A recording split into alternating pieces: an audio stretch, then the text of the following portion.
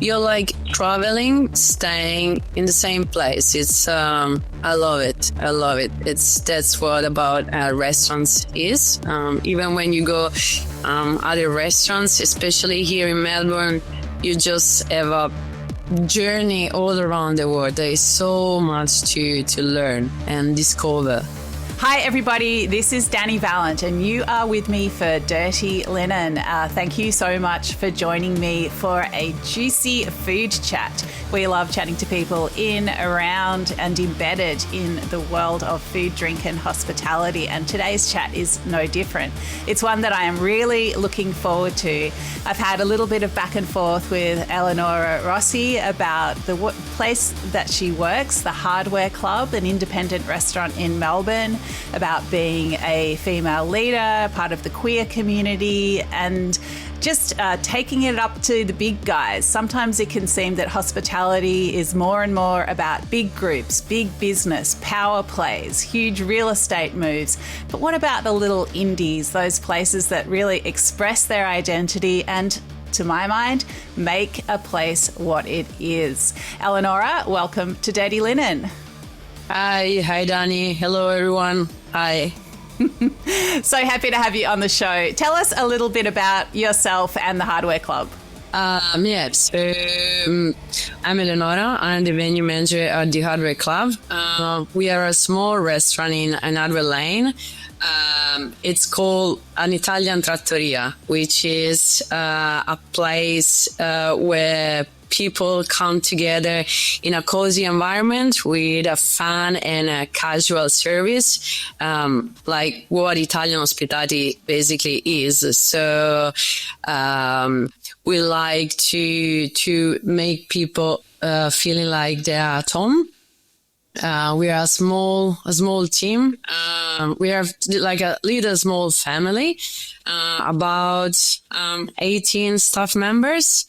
And yes, we all have all sort of backgrounds. I'm Italian. We have staff members from Southeast Asia. We have staff members from Nepal, Australian, from the UK, and we like to bring in together all the diversity that we have to make an inclusive environment.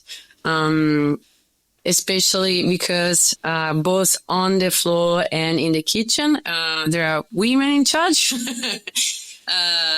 So I'm the venue manager, and Lee, our talented chef, she's in charge of the kitchen. And we both try to keep as much as equality and inclusiveness in our teams, because we think that that's what help a place, a business thriving. Inclusivity, diversity, bringing different backgrounds together. I arrived here in Australia almost 10 years ago. I started like being just a bartender, and then I grew in different hospitality settings. And now I'm here and I'm trying to make the difference. That's so wonderful. Yeah, I love that you finished by saying you want to make a difference. How beautiful. I think, people that bring that kind of energy to hospitality do make a difference every day. I'm sure you make a difference for your team and for your customers. I've been a couple of times to the Hardware Club, and I love the fact you sort of, Hardware Lane is such a busy, thriving little precinct, but you go up the stairs and sort of take a turn and you're sort of in a different zone up there. I love the setup of the room, the dining room with the open kitchen. It really brings the diner into the center of an energetic experience. And it does feel like you're being welcomed into a very knitted together environment that, the people know one another and they're, standing together, working towards the same goals. I mean, is that how it feels from your side? Yeah, absolutely. And it's exactly as you said, like we are not exactly that much visible in the lane. So you have to make the effort to come to us. Also because even our menu is, it's a journey. It's a discovery of, not only Italian recipe, but, is a journey in our experimentation, because our menu is, made of Italian recipes, but reviewed in a modern way, putting together even ingredients from different parts of the world. So it's a beautiful thing, because you come to us and we all together have this journey together, in this little cozy place. So yeah, it's absolutely how you describe it. Yes, absolutely. What's an example of one of those dishes that brings in different elements? For example, our chili crab spaghetti. That's our most popular dish. It's spaghetti chitarra, which is basically a very traditional way of making spaghetti with this tool that is got guitar string shape strings to make the spaghetti, and the sauce is made with spanish crab and then a mix of spicy and breadcrumbs on top that brings together paprika and different kind of spices and chili. So it brings together this traditional way of making the pasta, breadcrumbs that are typical final garnish in many of pasta dishes, but then they are all mixed together with non-Italian spices. So that's our hero of the menu. Like people are going crazy for them. It's a beautiful combination of flavors. It just explodes in your mouth. Yeah. Yeah. Oh, that sounds so good. Eleonora, tell us a bit about your background, because I know you've, you studied different things. You have a lot of qualifications. You've moved to the other side of the world. What has brought you to this position?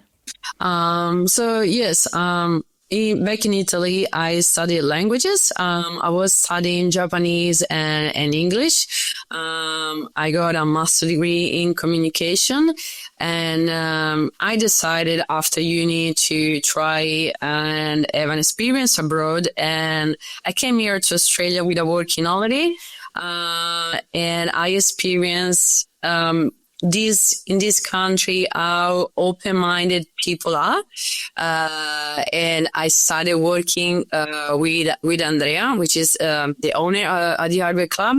Back then the Hardware Club was not existing yet. We kept in contact during the years. I was working in for other hospitality businesses.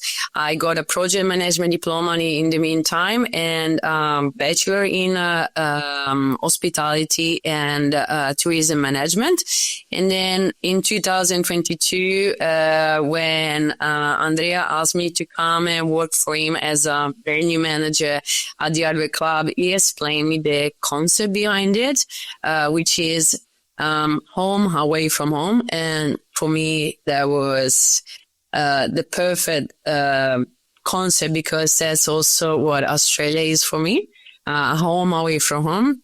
So yeah, we decided to work together and create this sort of environment, not only for us, but also for every person that comes in through the door. We want them to feel they are at home. Doesn't matter where you're from, doesn't matter your sexual orientation or anything else. You are with us, you'll feel at home. Yeah. I mean, what is it about restaurants that has reeled you in? There are so many things you could do with your qualifications and your drive. What is it about restaurants that you love? I just love the many aspects of restaurants. Like, it's not you it's like feeling you're not working, because there's so many things that you have to learn, and many new skills that you have to learn, because it's about the food, it's about the wines and the spirits, it's about human relations, because you come into contact with all sort of people, not only with your workmates, but with customers as well, because each one of them has their own stories. So it's just beautiful, because it's a learning curve that never ends. Every day is different. And you're always on the move. I like to move constantly and learn new things. So what a better way to learn new things while you're having some good food and nice chat with people. And it's I feel myself I'm still a tourist because I get to also to talk to people, to talk about Italy and about food, and it's you're like traveling, staying in the same place. It's I love it. That's what about restaurants is. Even when you go other restaurants, especially here in Melbourne, you just have a journey all around the world. There is so much to learn and discover. I find it really interesting, this balance between coming from somewhere else, like dealing with all the uprooting and insecurity that can come with the migrant experience, but at the same time, you devote yourself to creating a sense of welcome and inclusivity. You know, can you talk a bit more about that? Like, what are some of the feelings that you've experienced along the way? You know, your hospitality is so generous, but you must also at times have felt an insecurity. Yeah, well, yes, it's been a bit of up and downs. Obviously, it hasn't been an easy journey, especially during COVID, when it was not easy, especially for hospitality, because we live thanks to contact with people, and then during COVID, we lost all of it. It was not easy, but at the same time, I found a network of people that opened their doors, and they were all hospitality people. So that's what I think. It helped me a lot, and that's what I see also with other people from overseas, because as I said, at the Art Club we have all sort of backgrounds, but we find strength being together and supporting each other. Also, when it comes to visas, and when you need help and you don't have your family here, the doors are always open. So, and that's a really nice concept that hospitality teaches you. Doesn't matter where you're from or what you're doing, there will be always the door open for you. And even with people that don't work with me anymore, I always say, come over, hop in at the Art Club, let's have a coffee together.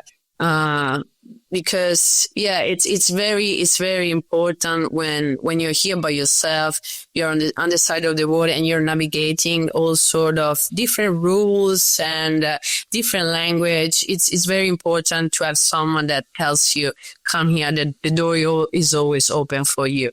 And I think the visa situation is such a big landscape for any migrant to navigate, well, especially someone who's come here on a temporary visa. You said you came here on a working holiday visa. How have you found the whole process and the way that Australia deals with people and their migration journeys? It's not easy. It tests your, it's a test basically, because it really tests who really wants to stay and who is not so willing to stay. There's a lot to sacrifice when you're here, and the visa system can be quite overwhelming and complicated. I think sometimes it doesn't give you that sense of security because there are so many rule changes that it's hard sometimes to keep up with them. And it takes a long time. Myself now applied for a permanent residency visa, and I've been here for 10 years. It's been a long process, and it affects your sense of stability because you feel always you're temporary. So it's not easy, and that's why it's very important to have people around you that support you because it can be overwhelming sometimes. Yes, absolutely. Yeah, I mean, I think people devote themselves to Australian society and to businesses and to looking after people who often never have to think about that kind of instability. I find that troubling and often very moving when it comes out well. Like I think of a post I just saw on Instagram the other day where it was a young chef who's been here, held head chef positions, is looking at setting up his own business one day. And he was traveling back to his country of origin on an Australian passport for the first time. And you just think, that's such a happy step on the journey for so many people. But not everyone is able to get to that point. Yeah. Eleonora, Hardware Club is an independent business. You're in the city centre of Melbourne where there are a lot of groups with multiple venues, and, you may feel sometimes that they have a direct line to the people in power or their bank manager, whatever it is. Tell me about being an independent business. What are some of the things that you think about? Sometimes it's not easy in terms of being visible, let's say, because we don't have big budgets or to like big hospitality groups, and we don't have like that many contacts or a big network, so sometimes it gets a bit hard to promote ourselves because we feel like we are a small drop in the ocean with all these big hospitality groups. So it feels like sometimes it happened that we did stuff and it didn't resonate the same way compared to other big hospitality groups. When they do something, you can see what they do all over the social media and the news. Whereas for us, it's a bit more of a struggle in that sense. You're like against giants sometimes. So. We love who we are. We love to keep it like that. It's just sometimes it's a bit of a struggle, let's say. What do you think independent restaurants offer to a community that perhaps a larger company doesn't? I believe it's a closer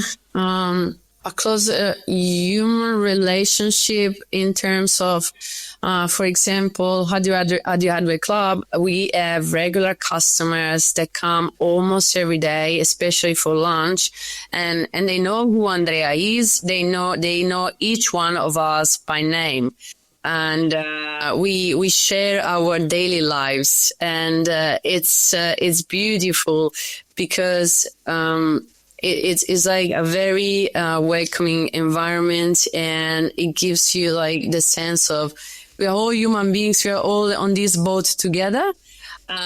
Whereas sometimes with these big popular venues, they are packed with people, but it feels like it's all about the performance and maybe a bit less about the actual human connection with between who works at the restaurant and who comes at the restaurant to dine.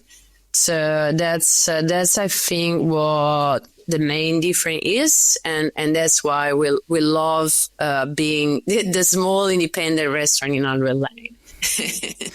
And Eleonora, what difference do you think you can make to somebody's life running the business the way that you do, whether it's a staff member or a customer? To me, the difference that we can make and we're trying to make is making people feel like that they always have somewhere to go to and someone to talk to when they're struggling, for example, because not always life is goes well, and sometimes not everybody's got someone close to them to support them. So the difference we would like to make is if you feel down, if you feel life hasn't been kind with you lately, just come to us and we can have a chat and we can have a limoncello together, a nice plate of pasta, and we can go from there. Sometimes it's people, they just want to have a chat. They just want to have someone that listen to them. And we have a lot of people coming for dinner, for example, by themselves. They sit at the bar and they have a chat with the bartender, they have a chat with me, and that's all they need. That's the difference you want to make. Just bring the human connection back and bring back the authentic hospitality experience. Yeah. I think restaurants that look after solo diners are absolute gold. I think that is where you often really see the spirit and intention of a restaurant, is if they treat a solo diner with respect, if they treat them as a human, not sometimes you can feel as a solo diner that you're just taking up a seat. But I think when a restaurant honors the person that arrives alone, then that is a very special thing. Yeah, absolutely. So sometimes people, they say, "Oh, I would never go out by myself to have dinner," and I always say, "Why not? It's a beautiful experience because you are there. You can truly experience. Like, we know the distraction, what the food is in that place. You can have a chat with the workers there and ask what's the best and ask suggestion. And then from there you can have a conversation. It's, I believe it's a very deep experience dining solo. And I think sometimes we all need that. And yeah, I have people like coming, having a plate of pasta, and then they read their book at the bar. So it's their way to say, I'm here, I'm relaxing, and this place gives me the right vibes to stay here. They make me feel safe and welcome. Yes, it's I do dine solo myself sometimes. Yeah, it's a beautiful thing. Yeah, I think it's a gift to yourself. And yeah, it's a way of being generous to yourself. And if the people that are looking after you in the restaurant see it like that, I think it can be such a sustaining and enriching experience. Eleonora, it feels to me like, you've learnt a lot about people and about communication by working in hospitality, but you're also qualified in communication. I'm just wondering about the balance between things that you can learn in an academic setting and things that you can learn in a practical setting. Like, does one feed the other? Does one seem, I don't know, more profound or to have more basis? Yeah, well, I think the academic studies, they can give you a base. They can give you general rules on how communication works. So it can give you some extra tools. But then the real life, that's where I think the important learning starts, because each one of us is different. Each one of us has different backgrounds, different life experiences, and you never know, like, the other person, how it's gonna show up. So it's like a bit of a dance. You have to learn how to communicate with each different person. Even in my team, like, I don't talk, like, there is no just one way that works for everybody. So with each one of them, I will have different kind of approaches, because it's very important that everybody feels safe enough to communicate their own way. So I believe, yes, it's good to have like a base, especially when it comes to different cultures, because what I learned at uni is that different cultures, they have different type of communicates how they feel. So that helped me a bit in the sense of how am I gonna start the conversation with this person. But then once you start a conversation, you understand that everybody has got their own experience, and we are all human beings trying to navigate this life, and it all comes down to like feeling safe and feeling part of something. Feeling part of a family, feeling part of a group. So yeah, that's what I learned. That's what I learned. Very beautiful. So, Eleonora, we've talked a bit about being a migrant and the variety of that experience, or the challenges of those experiences. What about being part of the queer community? Like, do you think that hospitality is a welcoming and inclusive place for people of different sexual or gender orientations? For my experience, I would say yes. I never felt in these 10 years of hospitality here in Australia that I was discriminated in any way. Because I think that's a strength in hospitality, exactly because we are so used to come into contact with all different kind of people that, it's just comes natural, just not to judge. Hospitality is all about open doors and inclusiveness. So I feel like there is still work to do, absolutely. But it's more of a matter of general culture. But I believe here in Australia, here in Melbourne, there is a thriving queer community. The Midsummer Festival just finished, and it's beautiful to see all the participations that comes and people that come together in these sort of events. I come from Italy. We are a bit more close-minded in that sense. So here is a very positive environment to be a queer person, and it feels safe, I would say. Absolutely. Love to hear that. Eleonora, I think I'm overdue for my next visit to the Hardware Club. I'm wondering, what am I going to eat and drink when I get there? Oh, absolutely. You have to try the cacio e pepe tosti, but I believe you tried it already because there's never a bad time for a cacio e pepe toasty.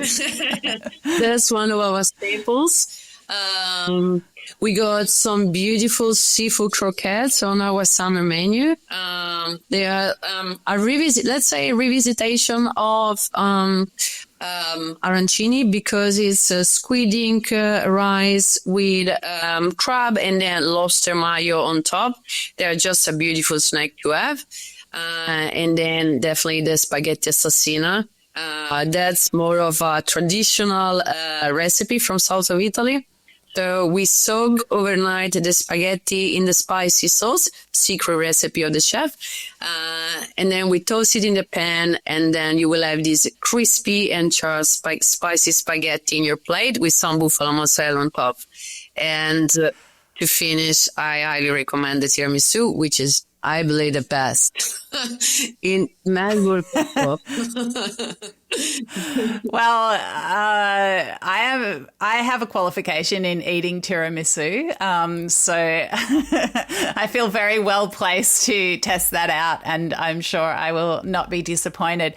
That crunchy spaghetti, that sounds incredible. Yeah, definitely need to have that as well. But I think that I'm going to have to bring a crew because I need the spaghetti chitarra as well, because that sounds so good too. Yes, spaghetti chitarra, absolutely. We everybody's welcome. There is room for everybody. No worries. Eleonora, so great to chat to you, and I love highlighting independent restaurants and people with different backgrounds and different stories. So I really appreciate you being part of the Dirty Linen crew. Thank you so much for sharing your story with us today. Thanks for having me. Thank you. This is Dirty Linen, and I'm Dani Valent. We air the issues that the hospitality industry finds hard to talk about, hearing from different people with unique perspectives. We want to hear from you as well. If you have something that needs to be said about a topic, get in touch so we can include your perspective. Contact us at dirtylinen@deepintheweeds.com.au or hit us up on Insta at Dirty Linen Podcast. We can't wait to hear from you. This is a Deep in the Weeds production.